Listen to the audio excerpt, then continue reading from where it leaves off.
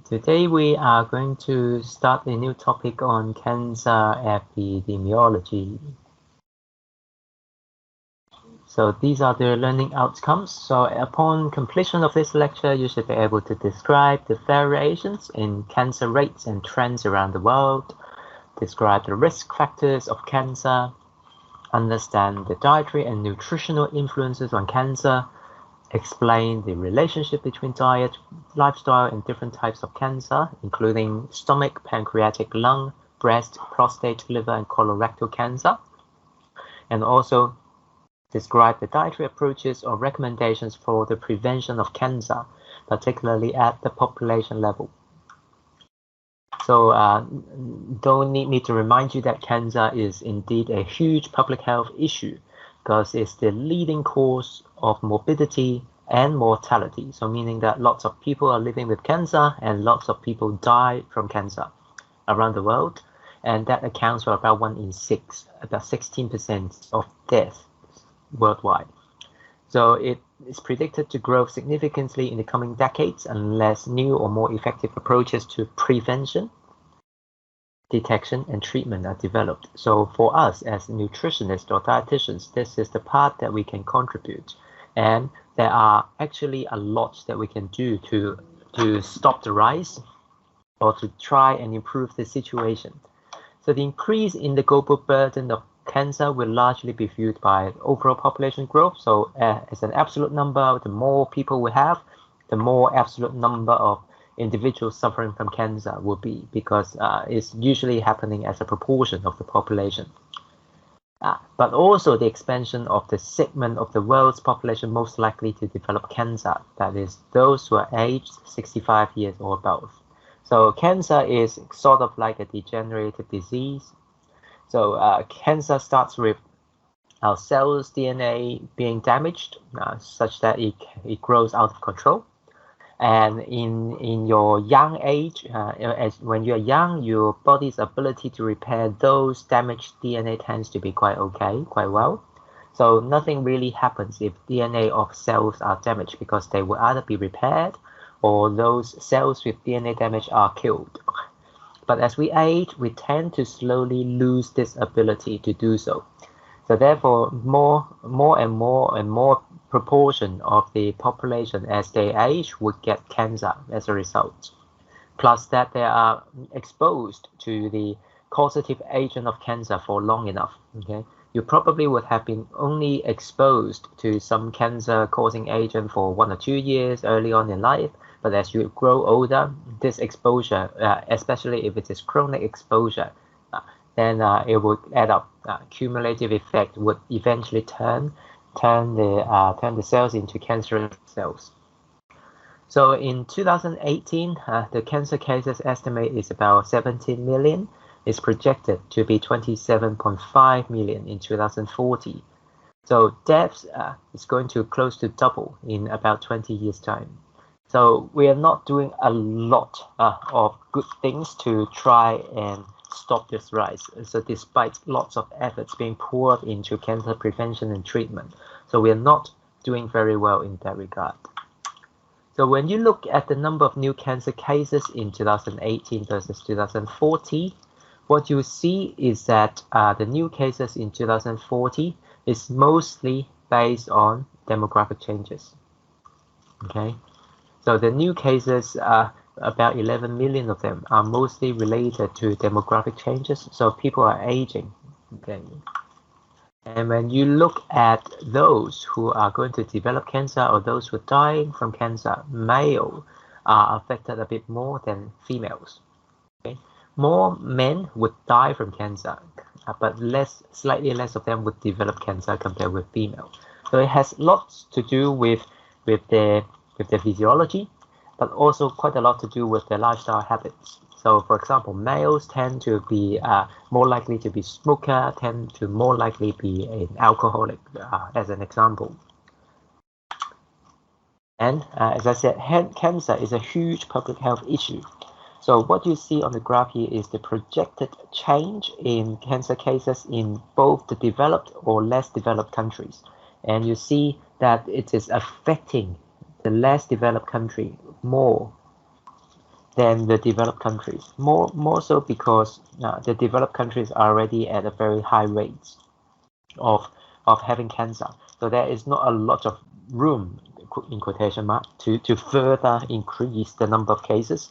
But for less developed countries, they probably would have not so much cancer because they tend not to be in the overnutrition side of things, which is more associated with cancer. But now with the more prosperous lifestyle, economic advancement of the countries, more and more of these people would develop diseases related to obesity and overweight, and cancer is one of them. Also to do with that is the advancement of detection. So it's a joke that people say if you don't go and test for it, you don't have the disease. It's just like COVID. If you don't go test yourself for COVID, you don't have COVID. Okay? You only find out whether you have a disease if you go to test for it, or if you are able to test for it. And the same is true for cancer. So if you don't go to a clinic to screen, to do health checkup, you won't find out that you have cancer until a very late stage of cancer. So with better detection and testing systems, that's why that's what contributes to the increase in the number of cases in the less developed countries, projected to be in 2035. Now on the screen, it shows you the most commonly diagnosed cancer and leading causes of death by different HDI, which is a measure of socioeconomic status. So if you look at those that are very high SES versus those that are low SES, you see the types of cancer seem to be quite different. Okay, when you look at males and females, the most predominant form of cancer in high SES male is lung cancer. Compared with the low SES male, it is prostate cancer. Okay, and then for female, it is quite rather universal that breast cancer is the top killer. Okay, when you look at China versus India, China lung cancer is the most prevalent form, because quite a lot of people in China smoke, and they smoke the really bad quality cigarettes. Okay. So by 2040, the cancer burden will double in the low HDI countries, which are least equipped to deal with the pending cancer epidemic. So low SES countries are, of course, less equipped because their healthcare system is not as developed as the wealthy countries, but they are more affected by cancer compared with the more developed countries. So you see that the low HDI countries, the low SES country, would have double the cancer burden. Okay, even though the absolute number is low, as a percentage, it's doubled. Medium HDI, you see a 75% increase. High HDI, you still see quite a substantial increase by 62%. For high HDI, because it's already quite high, the increase is not as substantial as a proportion. So the map on the right-hand side shows you the ranking of cancer as a leading cause of premature death. Okay, you see that quite a lot of countries have cancer as the major cause of death, the first cause of death. Okay, so Australia, US, Canada all have cancer as the first leading cause of death. Okay, and cancer is also the leading cause of death in South America and in Europe. It kills the most people in the population compared with other types of chronic diseases. So in 2018, the global incidence, new cases, if you can recall, is not people living with cancer. It's just people newly diagnosed with cancer. We have seen 18.1 million new cancer cases. Okay, of these, about half came from Asia. Okay, of course, it has something to do with the population density in Asia. We have China, we have India in Asia. So the overall total number of individuals in this region is a lot higher than that found in other regions. But even so, 50% of the total new cases coming from one single region is an alarm bell.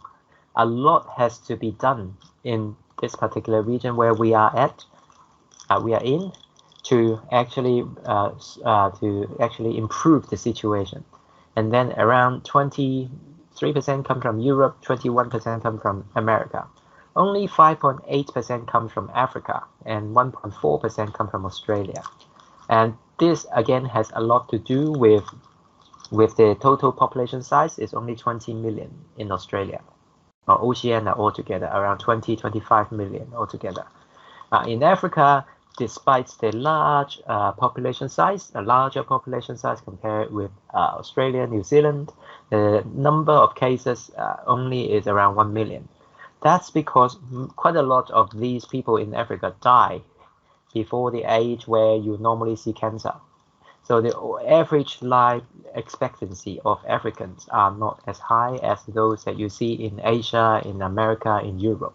And we just mentioned early on that cancer is a disease that you usually find in older adults. Okay, and not a lot of Africans, unfortunately, will be able to live until this older adult stage. Okay, they'll die from other causes, like infectious disease, before they can die from cancer, technically speaking. So that's why the proportion of cancer cases contributed by Africans to the overall new cases in the world is lower compared with the other parts of the world. This is slightly earlier data in 2017. Again, it shows you new cases of any types of cancer is pretty much quite high in Australia, in US, okay, very high in these regions, and also quite high in Canada and in Brazil, in Europe and Russia, and in South Africa. Most of these are very well developed countries. And the percentage of new cases and cancer deaths worldwide, in terms of new cases, lung cancer tops the list, followed by breast cancer. When you think about this, breast cancer really only affects half of the population. Males rarely get breast cancer. If you take that into account, then this should really be your top cancer, because if it only affects half of the population, but it can account for 11.6% of the total new cases, that means you really should double count it, okay, when you rank it. Okay, compared with lung cancer, which is able to affect both males and females. Okay, colorectal cancer is the third. Prostate cancer, again, prostate cancer is a cancer that affects only males, so you should really double count it. So when you double count these two, breast and prostate should be the top two. Okay, and then stomach cancer. All right. So these are the top 5 cancers for the new cases. And then for deaths, lung cancer is more deadly. Okay, it will kill. Of all the cancer deaths, it accounts for close to 20% of them. Okay, and then colorectal cancer about 9%, stomach cancer 8.2%, liver cancer, and then breast cancer. So the good news about breast cancer is that even though you're more likely to get it, but you're less likely to die from it. Okay, because treatment tends to work quite well for breast cancer. And this figure shows you the relationship between the SES, the socioeconomic status, and the top 5 cancer in males and females. So amongst high HDI, very high HDI regions, lung cancer and then prostate cancer are the top types. And then what you see is that for the low HDIs, the types of cancer that you see in the different SES regions are different. So for low HDI, it's the colorectal cancer, prostate cancer, and cervical cancer, which is very different from the ones that you see in the high HDI regions. So the cancers in the high HDI or SES region tend to be more related to overweight and obesity. The breast cancer is related to obesity. Colorectal cancer is somewhat related to obesity. So many of these cancers in the high SES region are a result or a side effect, if you like, of overweight and obesity and poor diet. Whereas those that you see in the low SES region tend to be less related to overweight and obesity. Okay? There might be some other causes in those regions causing these different cancers. So for men, even among males, in different parts of the world, the top cancer would differ. So for America, North and South America is the prostate cancer, and that's the same for Australia and New Zealand. But for Russia and China, it's lung cancer. Again, it has a lot to do with their lifestyle. As I mentioned, people in China tend to smoke a lot, whereas smoking is sort of banned indoor and sometimes even outdoors in these countries where lung cancer is not the top type of cancer. All right, Russia again, they smoke a lot, so smoking is the top cause of lung cancer. It has little to do with diet. All right, so if you see smoking rates is to be high in some of these countries, then put it in another way, countries where smoking rates are high tend to have lung cancer as the top cancer. Okay, and in some parts of the world, it's the colorectal cancer, like the Middle Eastern countries, okay, or the North African countries, okay.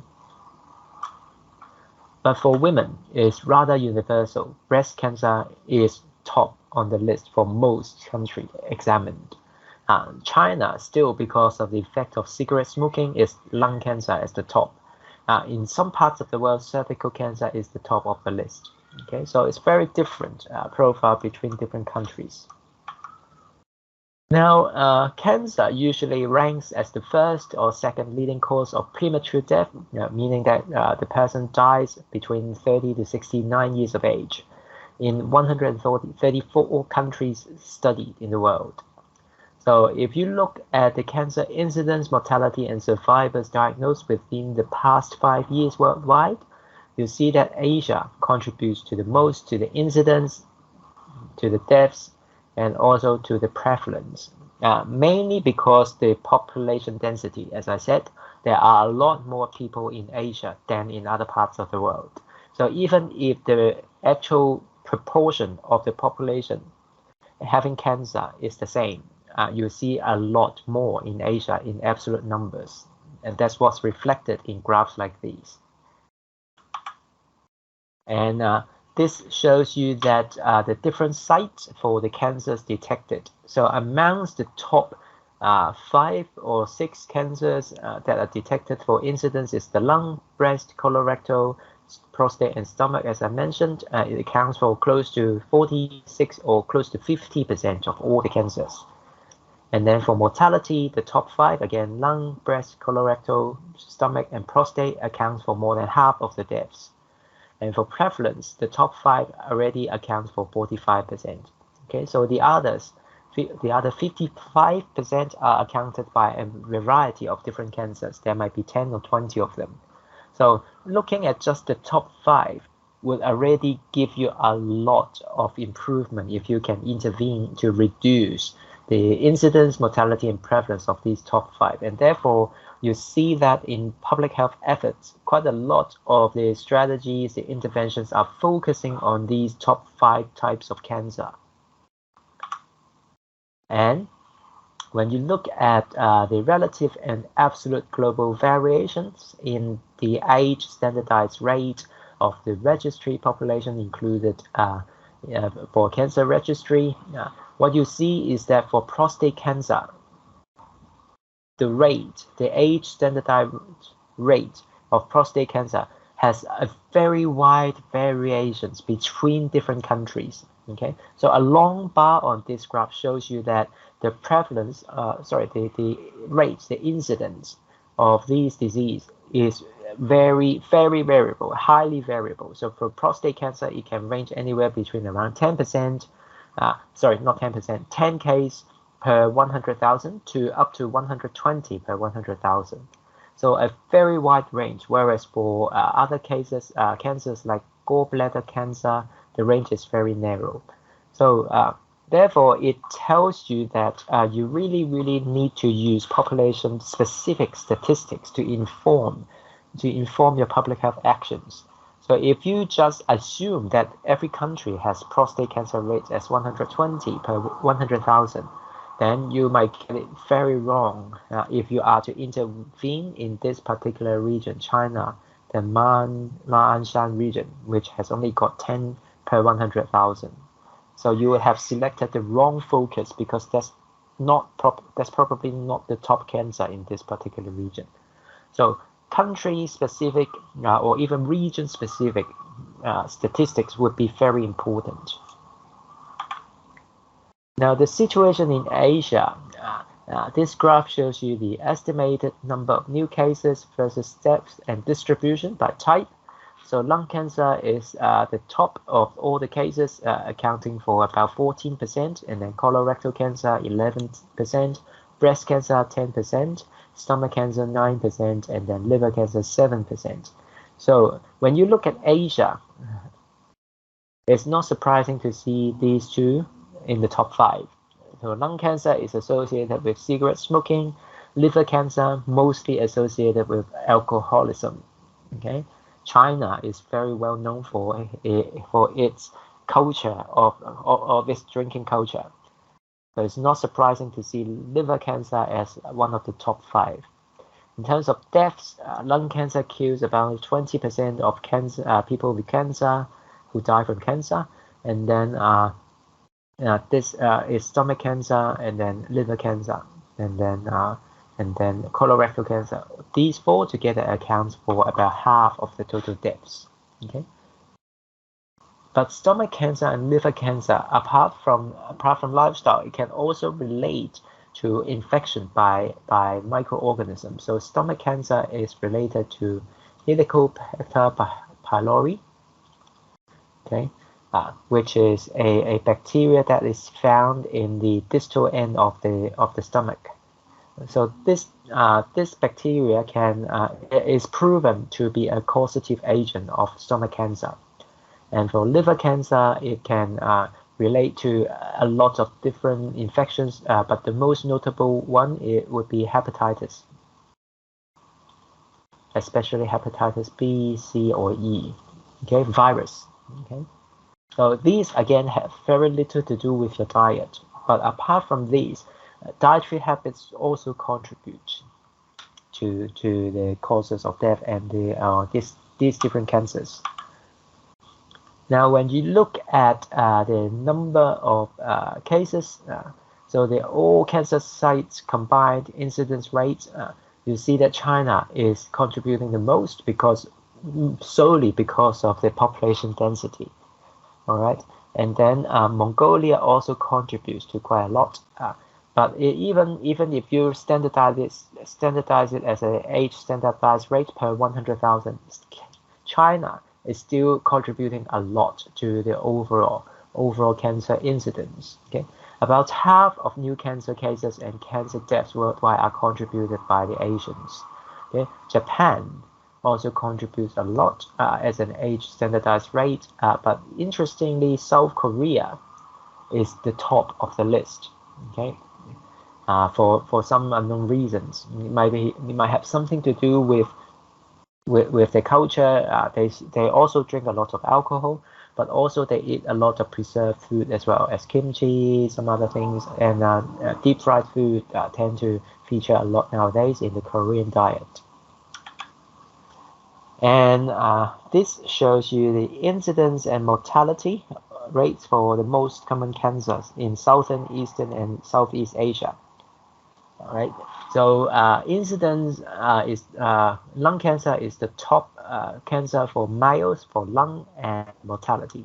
But for female, as I said, it's breast. Okay, because if you look at overall, you really should double count it. Then it would be the top of the list. So it's much higher, breast cancer incidence and in females, but it doesn't kill many more than lung cancer.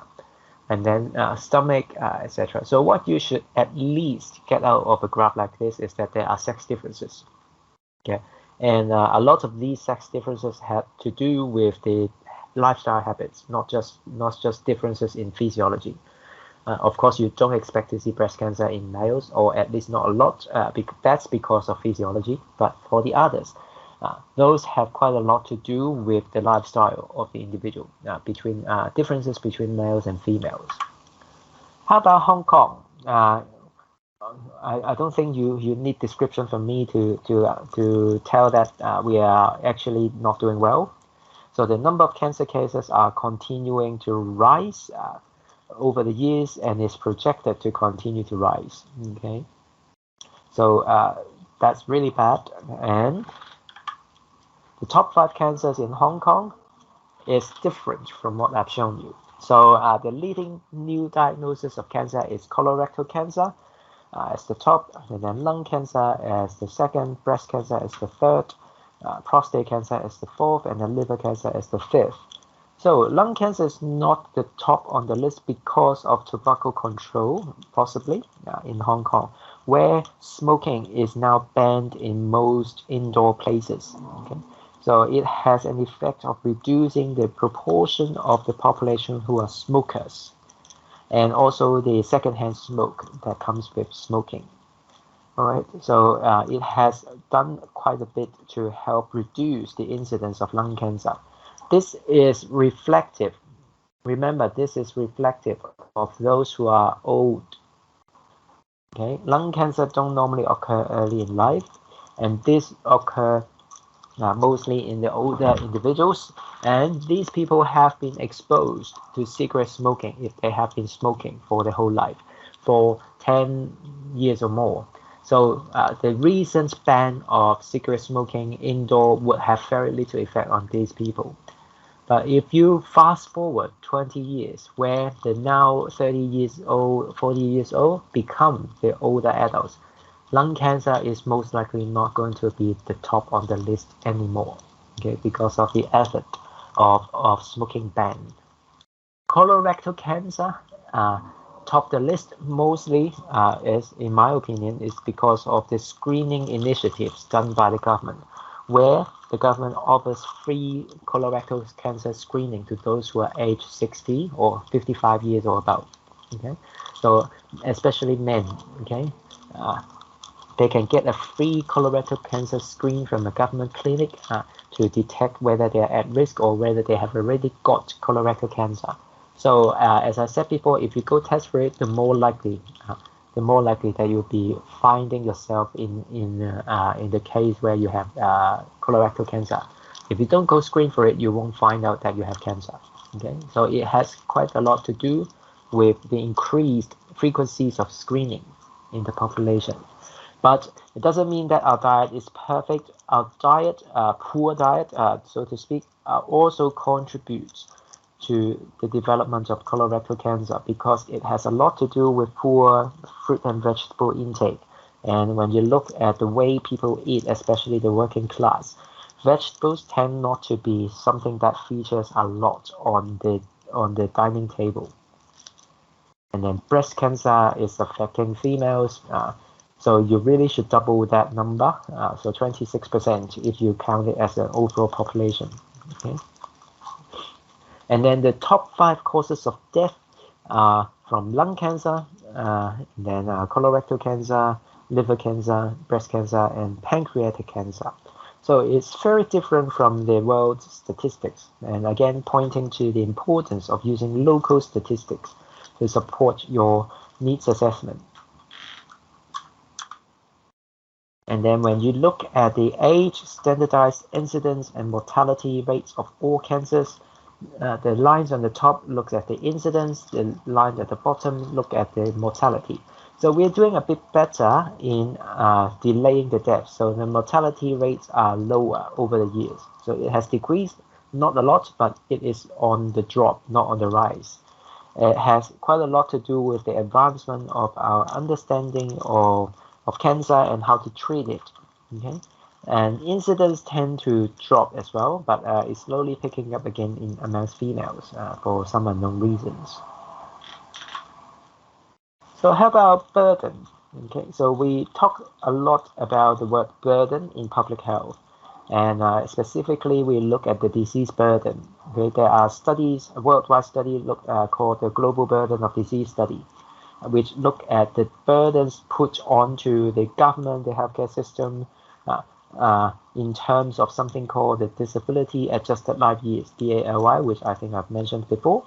Okay, so this figure shows you the DALYs for different cancer types, and it shows that if you have tracheal, bronchus, or lung cancer, which mostly is contributed by the lung cancer, you lose the most DALYs, 500 DALYs per 100,000 individuals.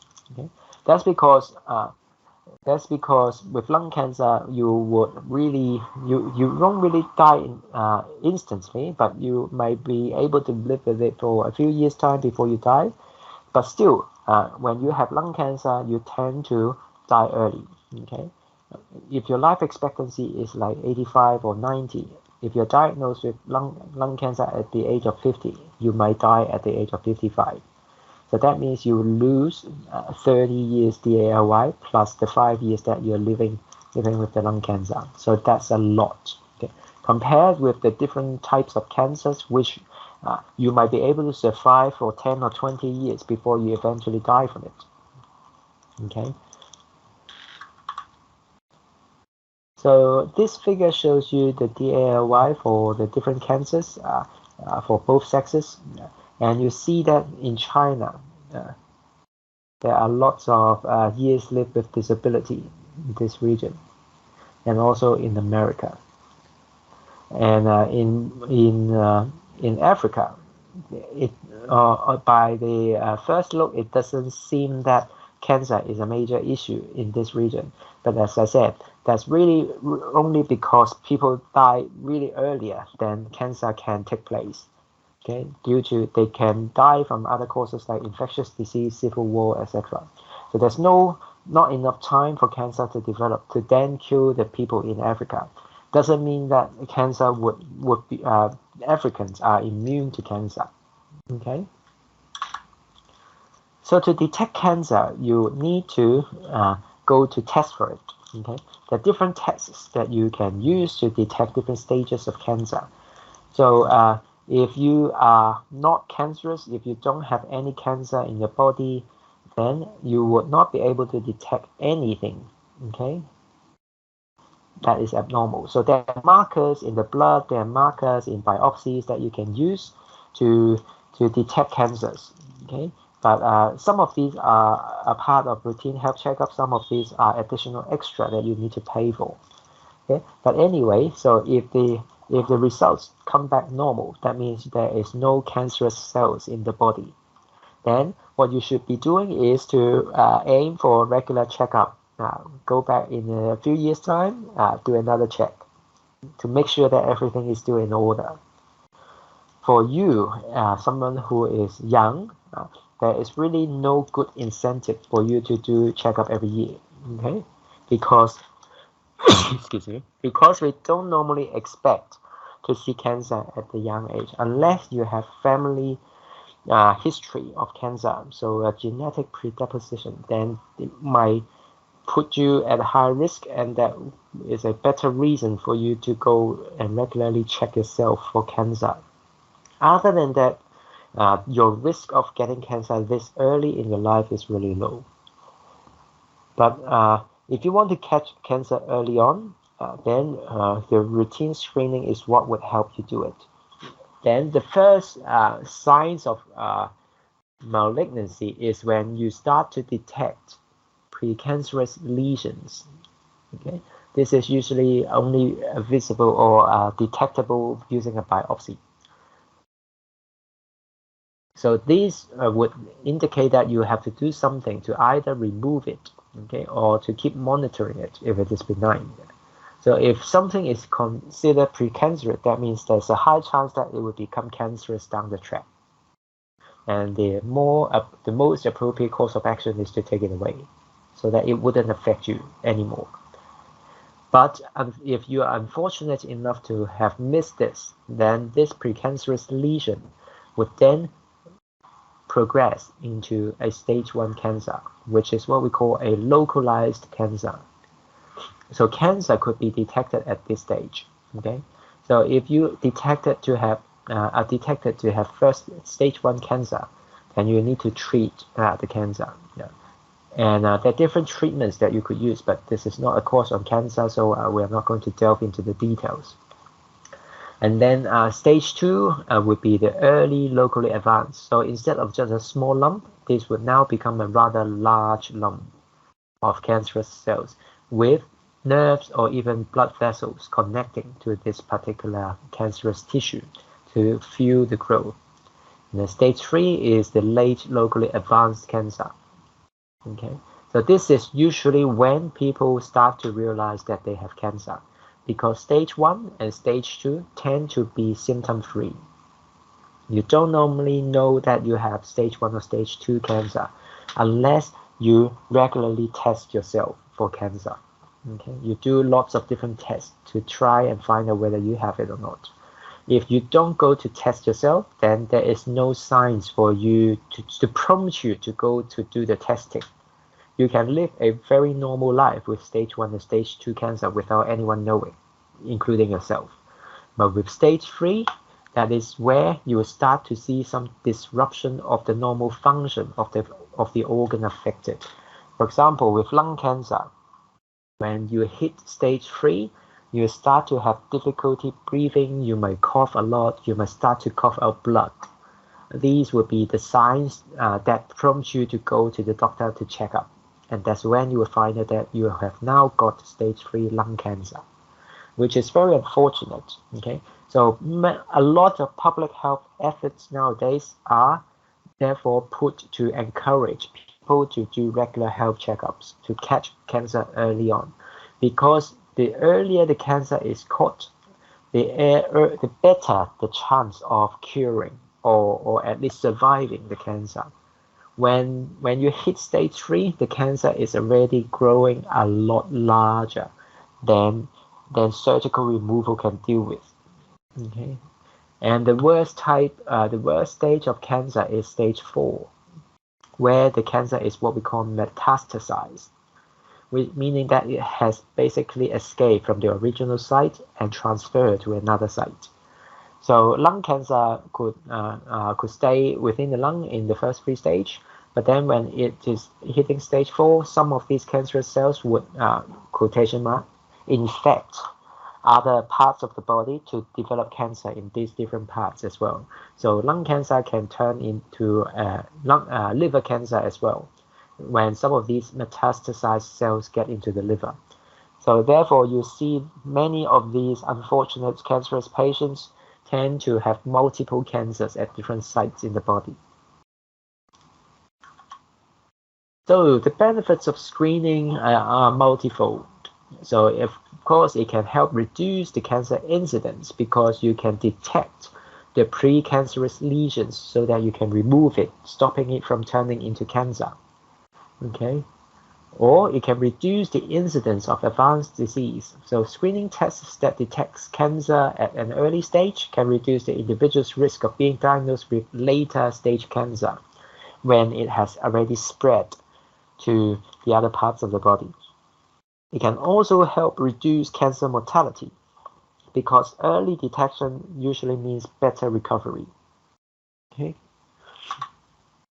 Now, but there are some harms associated with cancer screening. So it can lead to some adverse effect, particularly if the screening tests are invasive, like biopsy. If it is just a blood test, the risk is rather minimal, but some people would also react very adversely to a blood draw. So any medical procedure will carry some risk. If you have to go and do an X-ray to detect cancer, then X-ray also carries some risks. So you don't do it unnecessarily. So you don't go to do an X-ray every week, as an example, because there's no need for it, and it is putting yourself at unnecessarily high risk of exposure to X-ray radiation. Okay, it can also cause anxiety because screening individuals who are not at high risk of disease can cause this anxiety during the waiting period. So if they are asked by the family doctor to say that, XYZ, I think you, John, I think you should go to do a screening test for XYZ cancer. And then you are obedient, you go and do for it. You go and do this. And then the test would need 7 days to come back.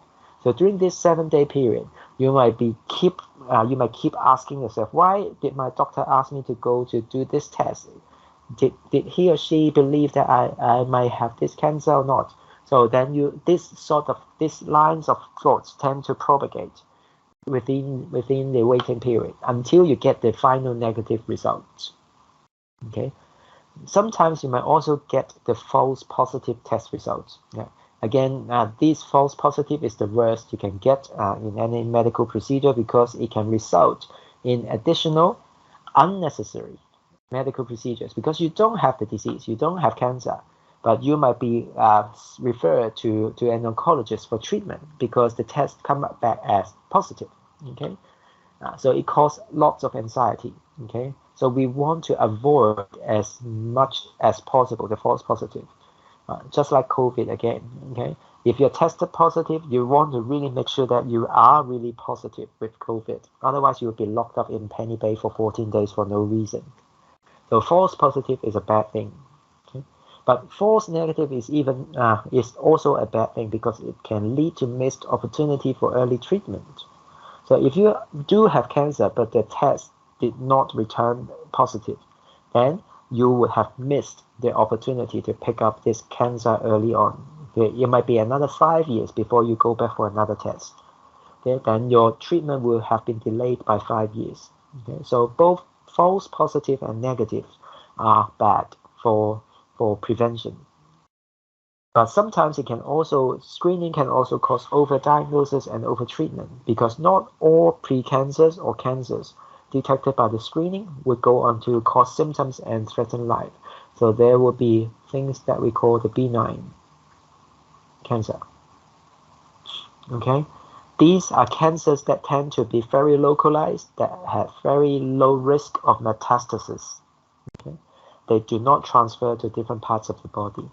So what the normal course of action is to keep monitoring this benign cancer to see whether it grows in size, and if it does, then whether there are any signs that it turns malignant. If it doesn't, then you can live with it for the rest of your life with nothing happen. Sometimes this benign cancer can grow excessively that it causes trouble with normal body functioning, but not cancer. Then that might indicate surgical removal. Some people would feel really bad of having something termed cancer, regardless of whether it's malignant or benign, and they would want it removed as fast as possible. But really, there is no real need to do it unless it turns cancerous. So this is what we call the overtreatment because you don't have to remove it technically, but you choose to remove it. Okay? So how do we decide what's false positive or what's false negative? So we usually draw up a 2x2 contingency table like this. So on the screen you see this is the reality, whether the person has breast cancer or no breast cancer. And this is the result from a mammogram, which is the screening test for breast cancer. So the test can return a positive result that this person has cancer or no cancer. So in this case, the true positive is when the reality is yes and the mammogram says yes.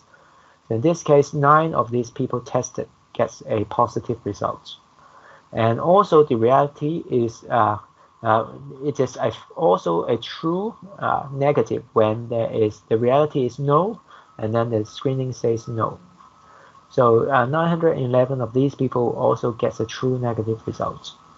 What's concerning is when the reality is no, but the screening says yes. So 79 of these people who undergone the mammogram screening were falsely identified to have cancer, which in fact they don't. So this would lead to the unnecessary further screening or even treatment, which is really bad. But equally bad is when this person is having cancer, but the screening says she doesn't have cancer. So it's a false negative. So now with COVID, I think now we have become more familiar with terms like sensitivity and specificity because you will now see those mentioned on newspaper based on the COVID lateral flow tests or the rapid antigen test kits. So sensitivity and specificity. So mathematically it's defined as this. Sensitivity is the true positive divided by the true positive plus the true false negatives. So in this case, the sensitivity is 9 divided by 9 plus 1. That is 90%. The specificity, on the other hand, is the true negative divided by true negative plus the false negative, false positive. So it's 911 divided by 911 plus 79. So I need to get a calculator for this. So that is 911 divided by 990. That means 92%. Okay. So this is what people usually refer to screening tests. Okay. So the higher the number, the better. Okay. So you really want to have 0 false negative, and in this case, the sensitivity will become 100. And for specificity, if you have no false positive, then you will also have a specificity of 100. But technically, this really don't happen in real life. So the closer to 100, the better. That's what you should go for. Anything below 90 is really meaningless, rubbish. So again, this is another way to show what I've just shown you before. So sensitivity is usually used to describe the precision of the test in identifying those with the disease. So in this particular case, this test can only identify 2/3 of the individual who have the disease. So as a screening test, it's really failing really miserably, because you will miss 1 out of 3 cases. Okay. And specificity is the precision of the test in identifying those without the disease. So if a specificity of 20, that means 80% of the time it would tell you it would wrongly identify a person as without the disease when in fact the person has the disease. Okay. Now the risk factor of cancers. Tobacco use, of course, top the list, is a class 1 carcinogen proven to cause cancer, and overweight and obesity is the second on the list. Pathogens, some cancers are caused by infections of different pathogens like H. pylori or hepatitis B that we mentioned before. There's a large proportion contributed by factors that we don't fully understand, and physical activity, diet, and alcohol are things that we as nutritionists can play a role in, and also overweight and obesity. So quite a lot of these top 10 or 11 risk, I think that's 12 risk factors are associated with what we do as nutritionists. So for United States, the top risk factor is cigarette smoking, excess weight, alcohol, then UV exposure, poor diet, and infection and physical inactivity. For Hong Kong, it's probably more likely to be, this is going to be a bit lower. Overweight and obesity is going to be a bit higher. We don't normally have issues with UV exposure because we stay indoor all the time. Okay, so it would be this, and this. Okay, infection, since we have got quite good coverage of hepatitis B vaccination in the younger age group, over time we will see infection contributing to less and less to the cancer risks in the population. So body weight is something that's related to metabolic disorders, and the metabolic disorders will down the track affect the risk profile of different cancers. Okay, so it can cause different cancers in men and women. So breast cancer, especially post-menopausal breast cancer, is heavily associated with overweight and obesity. And for men, prostate cancer is also associated with overweight and obesity. Now, one possible reason why obesity is related to cancer is that, number one, it can result in expanded and also reprogrammed metabolically active adipose tissue. Fat is not just a lot of energy in the body. It is an endocrine organ in the body. It secretes endocrine hormones. So this metabolically active adipose tissue can increase the pre-adipocytes and also the inflammatory cells, but also increase in leptin and free fatty acids, increase in cytokines, increase in inflammatory markers, which would flow on to have effect on the signaling pathway for cancer, or other metabolic effects to produce cancerous cells. But apart from that, the systemic physiology can also change as you become obese. Like you might get insulin resistance, you may have high glucose, free fatty acids, high lipids, high leptin, less adiponectin, higher estrogen. Remember, some cancers are related to estrogen, like breast cancer. And then inflammatory markers are also going to contribute to the development of cancer cells.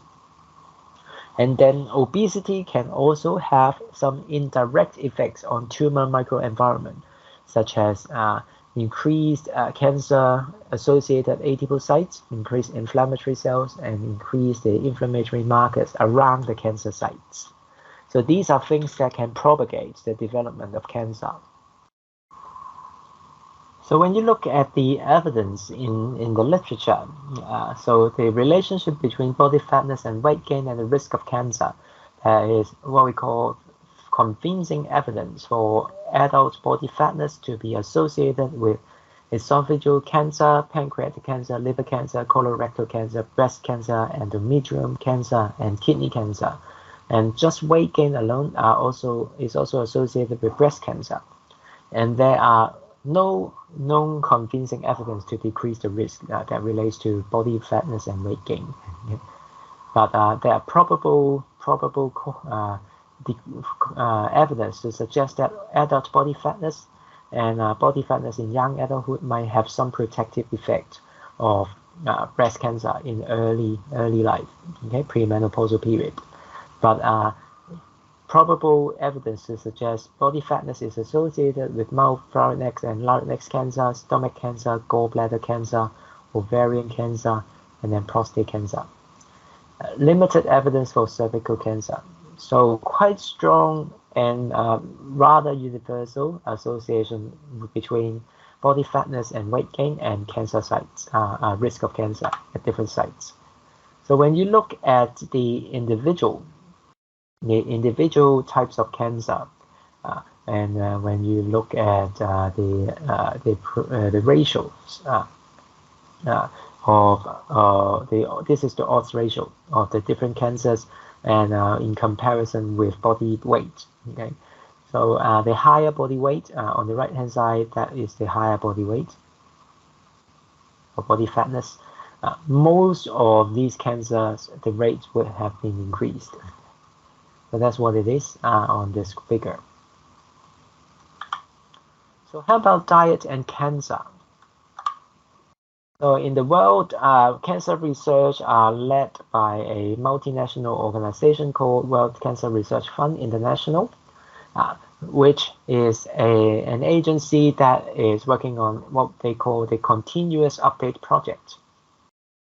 So what they do is to continue to update the evidence base on research on cancer, and then they generate reports based on the review, the systematic reviews and meta-analysis of the different studies. So they keep updating this systematic review and meta-analysis, and then they draw conclusions from the evidence to then work out workable solutions or conclusions, implications or recommendations based on the literature, and then publish reports.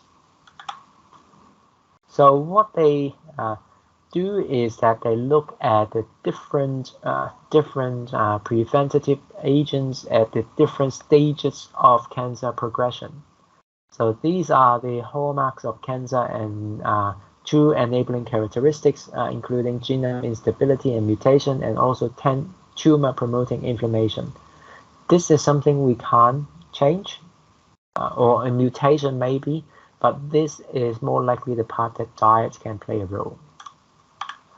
So when you look at the nutrition, physical activity factors that relates to the different hallmarks of the cancer, you see that obesity appears at multiple parts of the cancer continuum.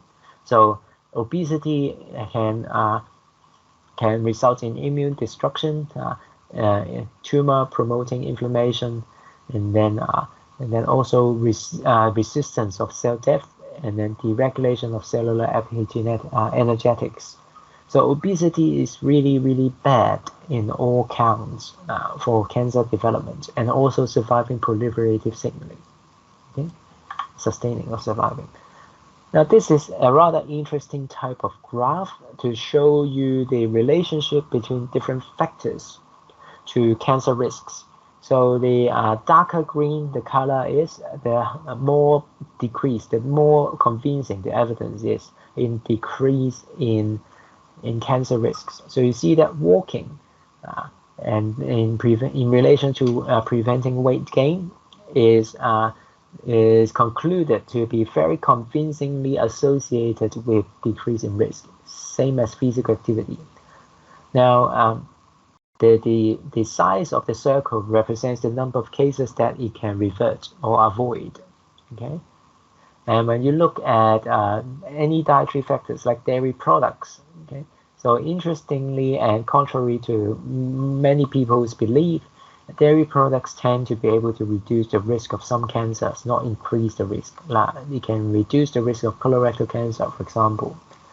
And whole grains can also reduce colorectal cancer, etc. So you can have a read of these at your own leisure time.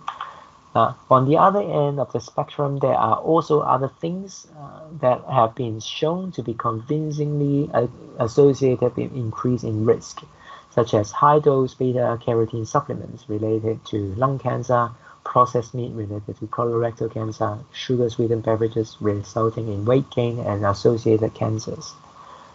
So that's that. If you want to look at it interactively, this is the link to the interactive graph. So things in the environment, in the diet that can cause cancer is what we call carcinogens. And there is an internationally accepted classification of carcinogen. If you've done 3204, you have seen this before. If you haven't, there are 5 different groups of carcinogens, ranging from very strong evidence pointing to the cancer-causing effects to very weak evidence. Okay, so group 1 is the ones that have the strongest evidence to support the cancer-causing effect. Group 4 is something really we don't actually know whether they are cancerous or not. Okay, so we are mostly focusing on the top 3, group 1, group 2A, and group 2B. So group 1 is definitely carcinogenic, so by scientific consensus. So we have been able to establish the causal relationship with very strong study design. So we can be pretty sure that having exposure to these would cause cancer. That includes cigarette smoking, sun exposure, excessive sun exposure, I should say, alcoholic beverage consumption, and processed meat consumption. So any government worldwide would advise their population against exposure to any of these to reduce the risk of cancer, because the evidence is just too strong to refuse. There's no doubt about it. Okay, so we can't take our chances. But for 2A and 2B, the evidence is less convincing. Okay, so 2A is better than 2B. So 2A is what we call probably carcinogenic to humans, which means that there are only very limited evidence in humans, but in animals, there seems to be quite clear-cut, convincing evidence that these are carcinogenic to animals.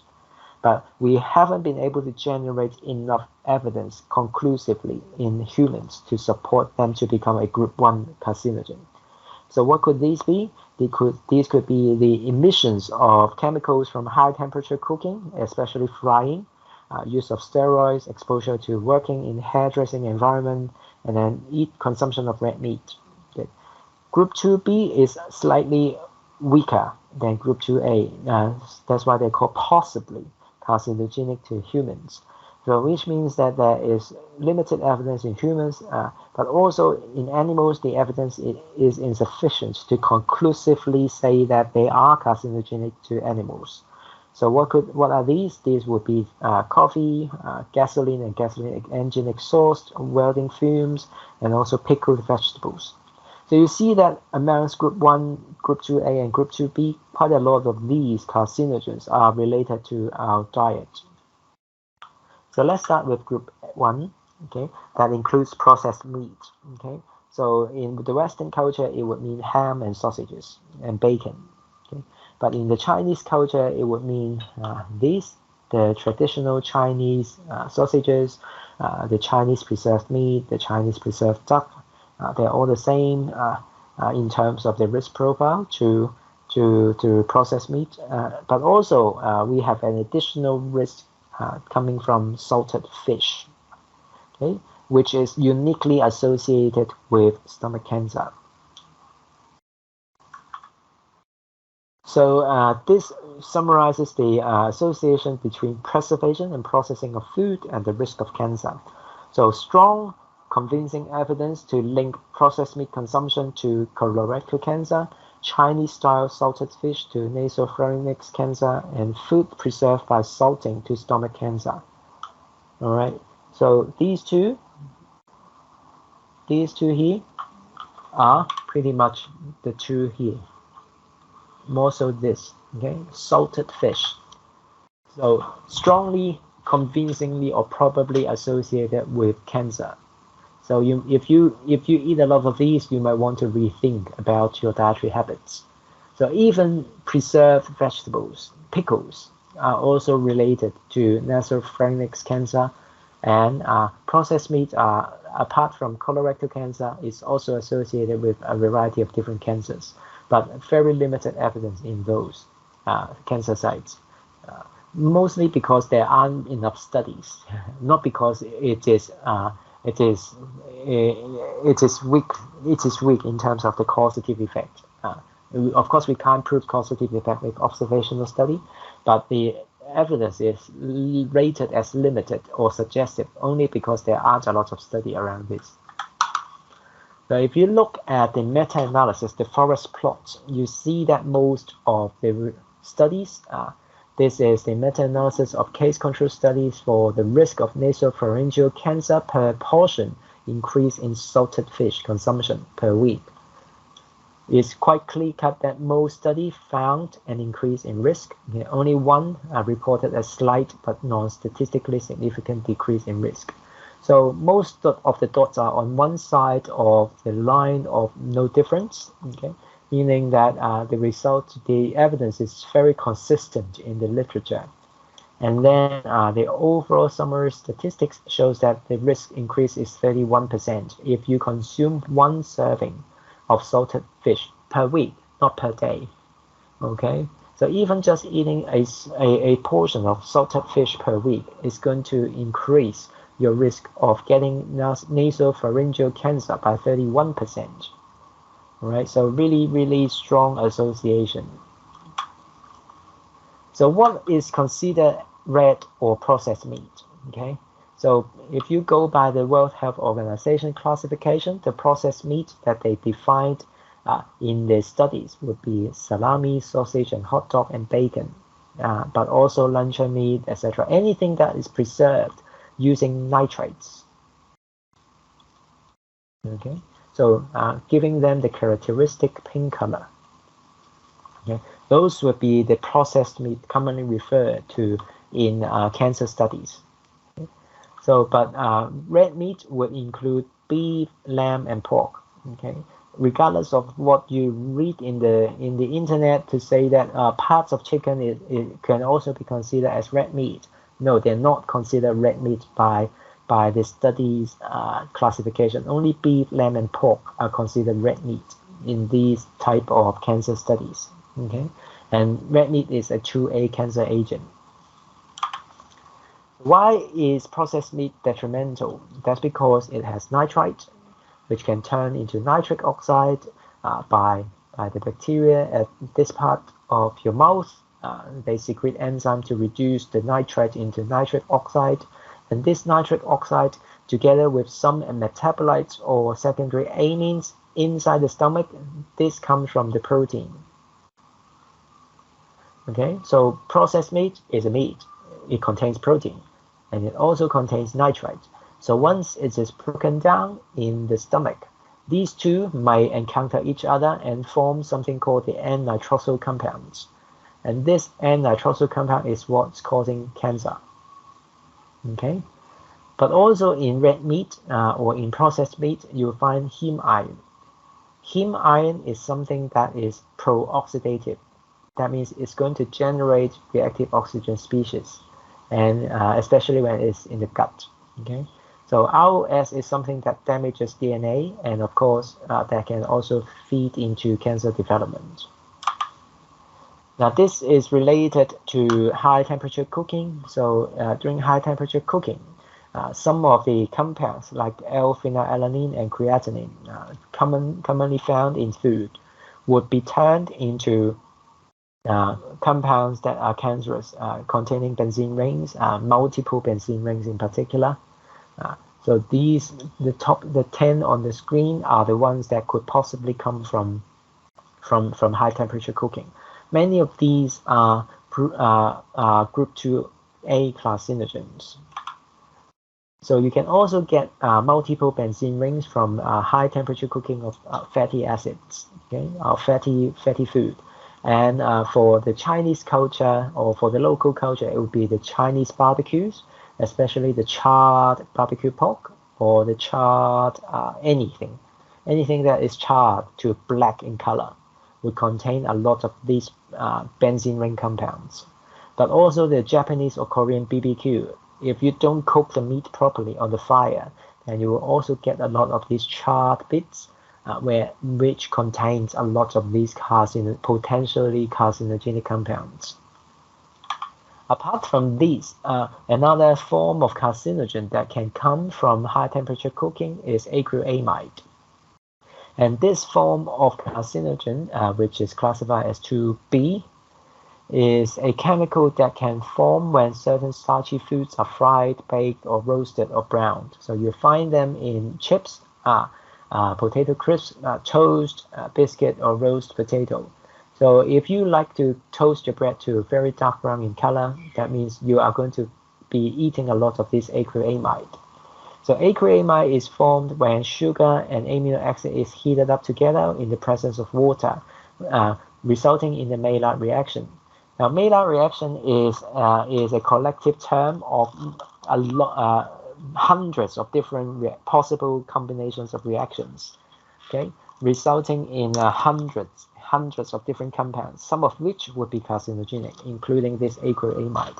The bad thing about Maillard reaction is that we can't really control what comes out on the other end, because there are hundreds of possible combinations and we can't control for it. So if you want to reduce the formation of acrylamide, the only thing you can do is to reduce the temperature you use to cook the starchy foods, or to not brown your toast too much. Okay. So this, because of the potential carcinogenicity and wide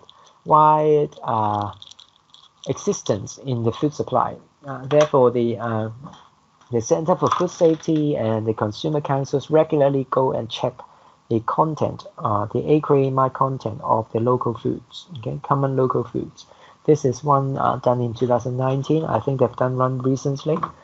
So this one shows that Hong Kong bakery products tend to have some acrylamide to different extents. So these are the types of products examined. So palmier, egg rolls, biscuits, cookies, etc. Anything that is baked, any bakery products, because it's made from starch, okay, flour, and also starch will contain some protein. Okay, so amino acid can come from there, and also it will contain sugar. Okay, so a wrong combination basically for the formation of acrylamide. So you would expect to see acrylamide formation in these products, but the extent, the amount that you will find differs depending on the temperature used to cook them, depending on how brown these things go. Maillard reaction is something that produces browning compounds, okay, compounds that are brown in color. So a simple way to tell whether you find lots of Maillard reaction product is to see how brown the baked product is. If it is darker brown, then you get a lot more of the Maillard reaction products. If it is lightly brown, then the Maillard reaction might not have taken place a lot. So high temperature cooking, and then coffee. Coffee is the relationship between coffee and carcinogenicity is the acrylamide. So that's why acrylamide is grouped as 2B. So this is some information from the from Taiwan, who tested which has tested the acrylamide content of different common foods. Like so, if you can't read Chinese, the English translation is in the same order. So potato chips or potato-based biscuit would have about 1,000 micrograms per kilogram, or 1,000 parts per billion, compared with infant foods, which is not normally browned. You will still find some, but not a lot. So 50. Okay, that has something to do with the way it is prepared. Infant cereals might have gone through a spray drying procedure, which is a heat related heat treatment. Okay, so acrylamide might have been formed by that. With normal bread, if you don't toast it, then the acrylamide content shouldn't be that high. But if you look at deep fried, starchy food, then you see very high acrylamide content. So how about the evidence? Okay, do we need to worry? Okay, actually, the meta-analysis published in 2005 suggested that for most cancer sites, there are actually no statistically significant relationship. Okay, for having an additional 10 micrograms per day of acrylamide. Okay, so all of these relative risk, the confidence interval contains 1, meaning that it's not statistically significant. Even if you look at high versus low, only kidney cancer have a hint to an increase in risk by 20%, because the confidence interval still crosses 1. Okay, even though it's 1.00. Okay, so it is just statistically non-significant. So it's a hint to an increase in risk, but if you look at the other ones, there are no relationship statistically. So the meta-analysis results suggested that we really shouldn't be too concerned about it, despite the fact that many animal studies show that acrylamide is carcinogenic. When it comes to human study, then the evidence is not there. Now, how about alcohol and cancer? So alcohol is really bad. There is really no good thing about alcohol nutritionally. Socially, it might have some other meanings, but we are not a social science course, so we're focusing on the health effects. And when you look at health effects, there's really nothing good about alcohol. All right. So, but lots of bad things that can come out from alcohol consumption. So it can cause certain types of head and neck cancer, esophageal cancer, stomach cancer, colorectal cancer, liver cancer, female breast cancer. So all are associated rather strongly with alcohol consumption. And alcohol can cause cancer because the normal metabolism of alcohol, which is toxic to the body, requires the use of 2 enzymatic steps: the aldehyde dehydrogenase alcohol dehydrogenase ADH to turn alcohol into acetaldehyde, and then the aldehyde dehydrogenase to turn the acetaldehyde to acetate, which would then become non-toxic and can be used for something else.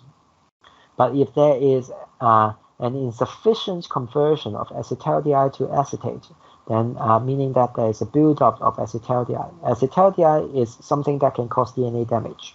Okay, so if large amount of alcohol is consumed, you might be overwhelming your body's ability to detoxify the acetaldehyde. Then you can get troubles from the buildup of acetaldehyde in the body. Okay.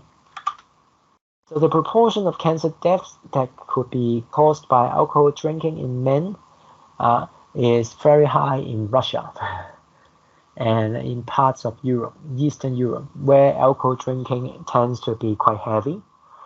Surprisingly, China is not very high, but more likely because many of these people also smoke a lot and they die from lung cancer, not alcohol-related cancer. So when you look at the evidence, alcoholic drinks are strongly and convincingly associated with a variety of cancer sites, and probably for stomach and breast. But surprisingly, it is probably associated with a reduction in kidney cancer risk for some unknown reasons. But then for all the other cancers, the evidence is suggesting that alcohol increases their risk. And if you look at, as an example, this is for oral cavity cancer, because ethanol can cause cancer on contact, and your mouth is your first point of contact when you drink alcohol. So strong evidence, 15% increased risk, very consistently reported across the study.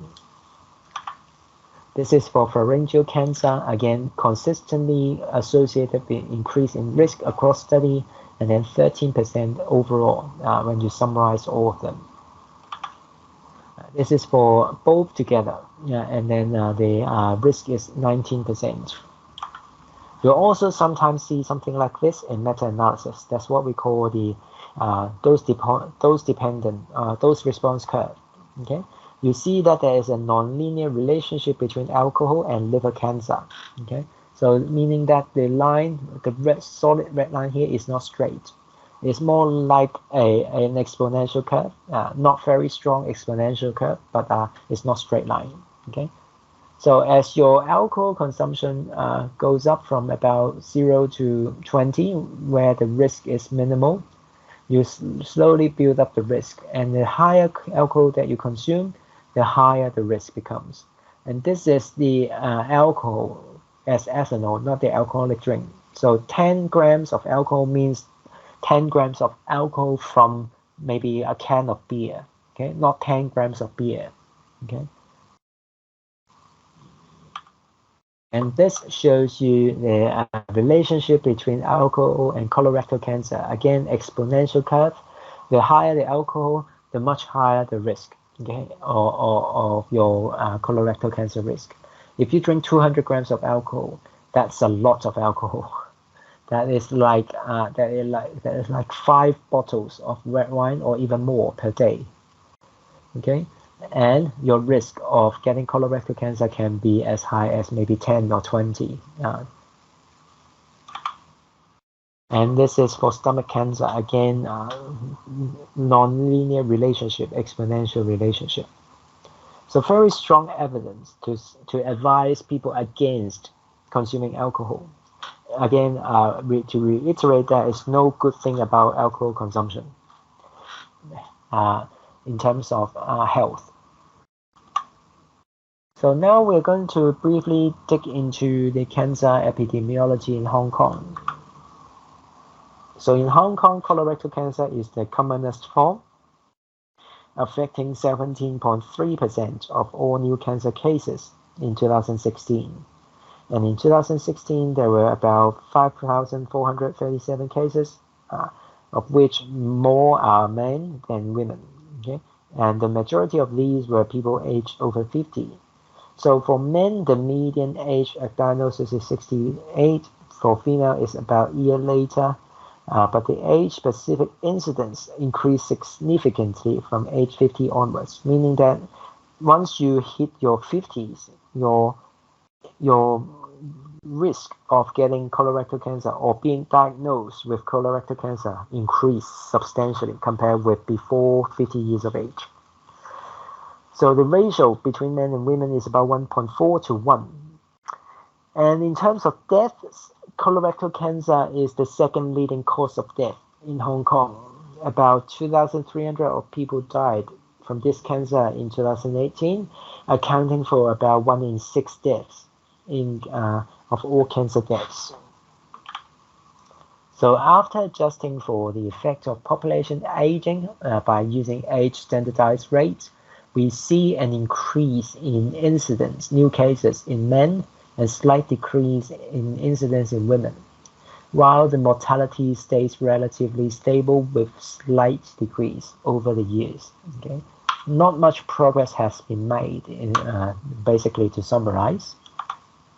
And for colorectal cancer, there are some risk factors that we can't change. That's what we call the non-modifiable risk factor, such as your gender. So we're talking about the biological gender. So this is something you can't change. Okay, age is something you can't change. Okay, so these are the things that can contribute to your colorectal cancer risk, which we can do really nothing about. Okay, what we can do something about would be the modifiable risk factors, and that includes smoking, heavy consumption of alcohol, low consumption of high fiber diet high in red meat and processed meat, and lack of physical exercise. Okay, so 2 out of 5 relates to diet. So the relationship between fiber and colorectal cancer is rather strong and consistent. So the left-hand side of the graph on the left-hand side shows you the forest plot of a meta-analysis. Again, all dots, most if not all dots, are on the same side of the line of no difference, and the overall summary statistics says that there is a 10% reduction in risk if you consume a high fiber diet. If you look at the graph on the right-hand side, that is a dose-dependent or dose-response curve. The estimated relative risk goes down as the fiber intake goes up. Okay, if you consume 40 grams of fiber per day, your risk of getting colorectal cancer is 35% or more less compared with someone who does not consume a lot of fiber. And when you look at the fiber types, fruit fiber, vegetable fiber, legume fiber tend to be not associated with risk of colorectal cancer statistically for some interesting reason. It's only the cereal fiber, okay, fiber that you get from grains, like your rice, your wheat, etc., that are associated with colorectal cancer. So if you look at whole grains, in other words, grains that have the intact grain, the outer layer of the grain, then the risk reduction is 17%, consistently reported in different studies. The more whole grain you consume, the lower the risk. Okay, strong dose-dependent relationship. And when you look at overall dietary pattern, not just single food groups, the healthy dietary pattern, of course, is going to be associated with a reduction in risk by about 20%. Western style diet increasing the risk by 29%, and those who drink tend to have no change in the risk, and for some reason this is a drinker's diet, not those who drink. So those who drink might have a really poor diet, as a result, but it seems that the dietary part of it is not as strongly related to colorectal cancer risk or colon cancer risk compared with alcohol itself. When you look at rectal cancer, there seems to not be any association with dietary patterns. Now, the second most common cancer in Hong Kong is lung cancer. Okay, and this has very little to do with diet. Okay, because it's really mostly related to cigarette smoking. So about 5,000 cases in 2016, most above the age of 50. And it's the first leading cause of death. Okay, about 3,800 people died from this, accounting for more than 25% of all cancer deaths. But the good news is that we're seeing a drop in the incidence. Okay, when you look at the age standardized incidence, as I said, there's quite a lot to do with the tobacco control, public health initiatives. But still, the deaths don't really change that much, with only slight decrease over the years. So lung cancer, lots of risk factors, most are not related to diet. Only 1 out of 10 relates to diet. Okay, and that means for us as nutritionists, there isn't a lot we can do to help lung cancer prevention. Now, a hypothesized mechanism of how cigarette smoking is going to cause lung cancer is because cigarette smoking generates a lot of reactive oxygen species. And the first logical thought is that by removing this ROS generated by cigarette smoking, then you can reduce the risk. And that's exactly what a group of researchers has tried to prove early on. I think that's 20 or 30 years ago with a study. famous study in nutritional epidemiology. So the lines of thought is that if smoking or free radical is a cause of lung cancer, how about we give people more vegetables? Or do people who eat more vegetables have lower lung cancer risk? So what this study shows is that amongst non-smokers, okay, you see that the odds ratio, this column, don't really change for lung cancer between people who don't eat any carrots. Okay. Sorry, this is liver. Sorry, for those who eat liver and then more liver, it doesn't change. For carrots, so this is frequencies of this is lung cancer cases according to frequencies of consumption of different things. So if you look at carrots, okay, so the odds ratio amounts people who consume 5 carrots or more is set as the reference, which is 1, and those who consume less carrots, surprisingly, actually amongst non-smoker have a lower risk of cancer. Yeah. Amongst ex-smoker, it is the same, but again, amongst current smoker, then you start to see the risk goes up. Okay, so meaning that those who smoke, if they don't eat carrots, they are going to be worse off compared with those who eat lots of carrots, suggesting that there might be something in the carrots which might be protecting the smokers from developing cancer, lung cancer in particular. Okay, so that is what prompted the design and conduct of the 2 very famous trials that failed to prove the benefits of carotenoids. So the CARET trial, which is the beta-carotene and retinol efficacy trial, and then the ATBC trial, the alpha-tocopherol beta-carotene trial.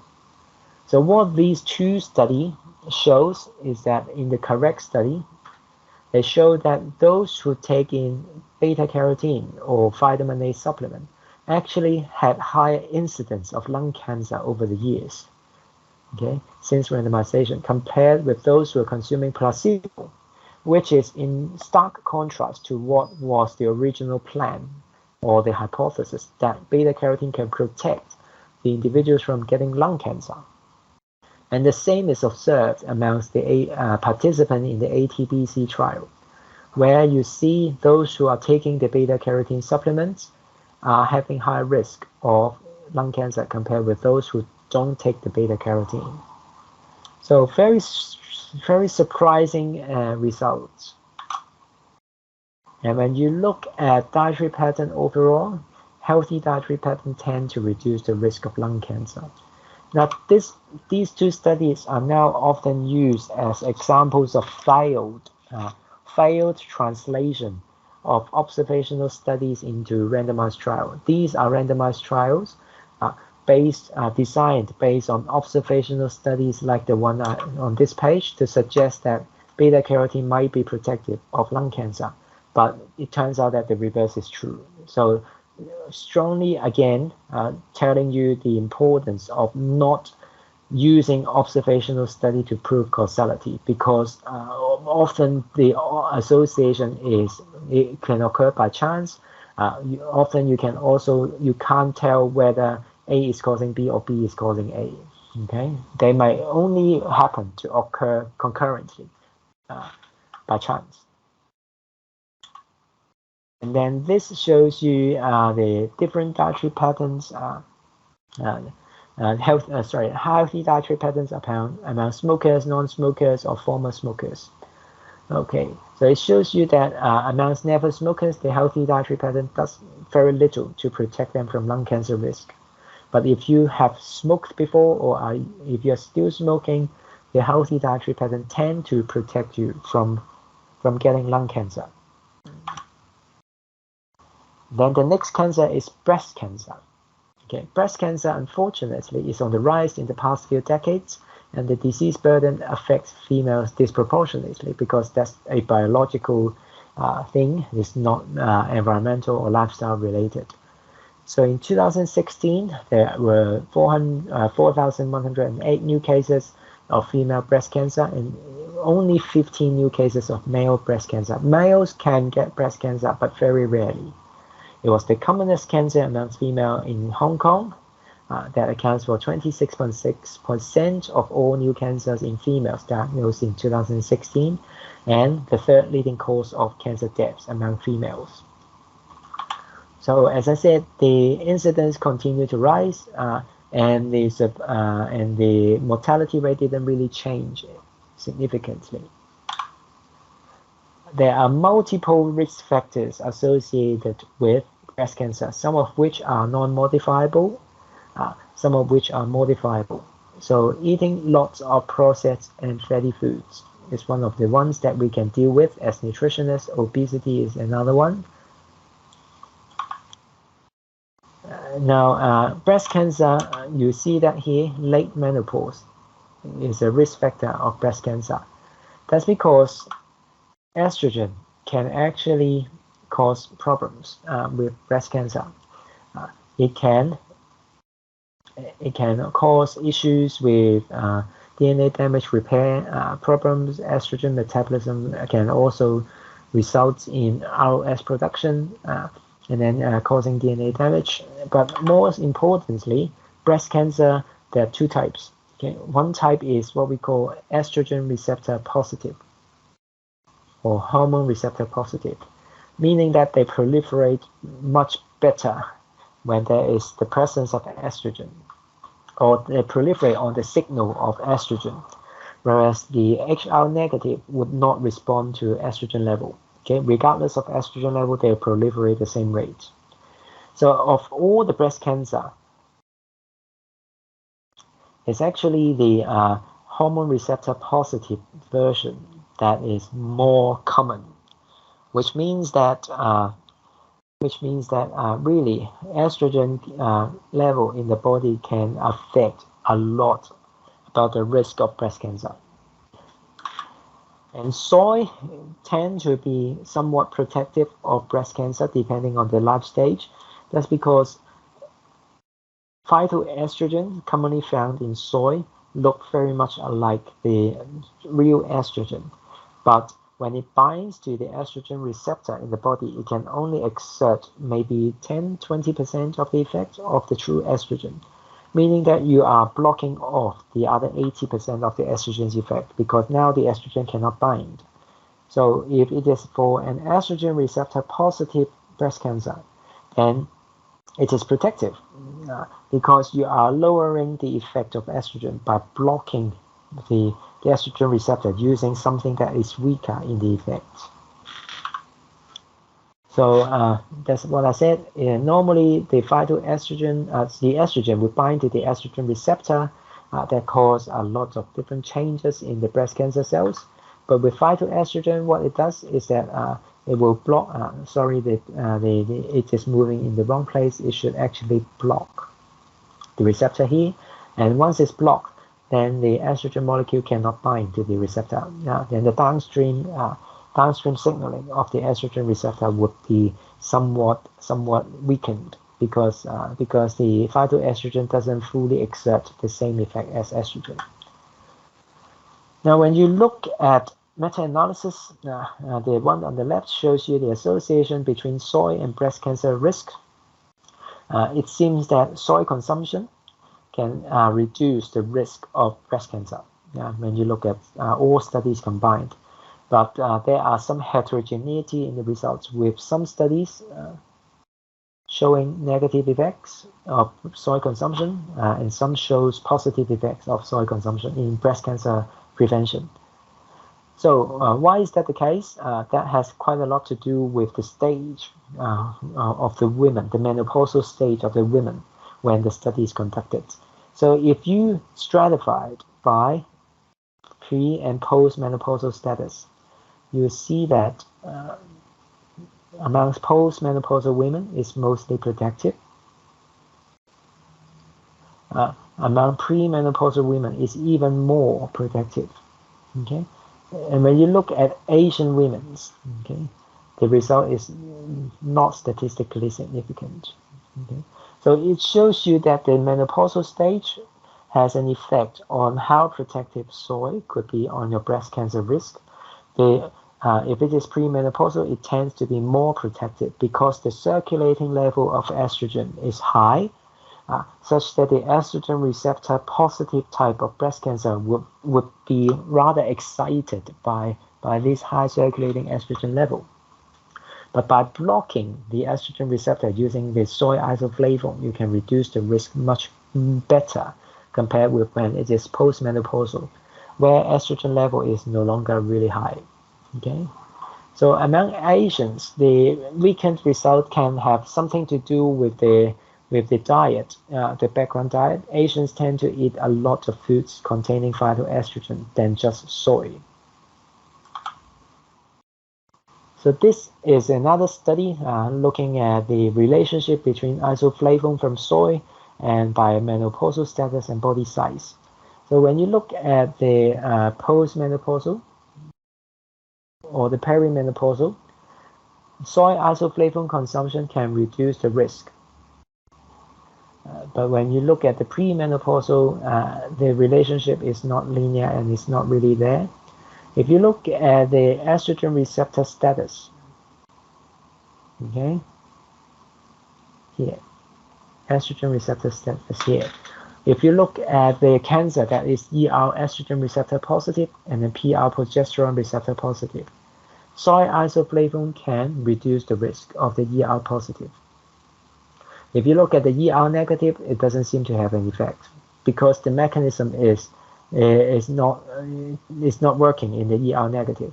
Soy isoflavone can't block the estrogen receptor on the cancer because there's no estrogen receptor on the cancer to block. All right.